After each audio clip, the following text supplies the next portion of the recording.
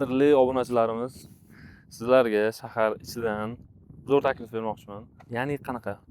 Bu xonadonlarimiz fasadasi boshlandi. Xudo xolasa 27-yilda egalariga topshiramiz. Bu xonadonimiz 7 qavatli, pishqishdan qurilyapti, liftlari bor. Lokatsiyasi qayerda? Lokatsiyasi Super Hotdog, Pavorot, Super Hotdog, Super Hotdogning orqasida joylashgan.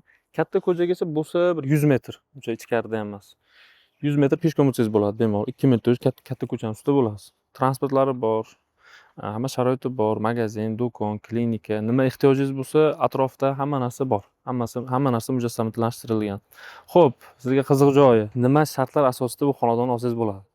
Kamida 50% to'lov qiling. 200-238 million atrofida.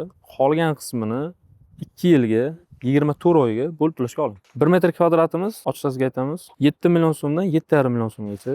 Masalan, o'rtacha 68 kvadratli xonadoningiz 460-470 million atrofida bo'ladi. Shuni yarmini berasiz, 240-230 million. Qolgani 2 yilga tap-tap bo'lib tashlashga olib borasiz. Yana nima kerak? Deyarli tayyor xonadon shahar ichida, shahar markazigacha borig'i 1 kilometr. Shahar markazigacha borig'i 1 kilometr. Endi qarang, 1 kilometr uzoqdagi xonadonlarning narxi kamida 12 million, 11 million mana shunaqa atrofida. Keling, shu 1 kilometrga ko'zingiz qiymasin, sherga keling, 7 million so'mdan oling.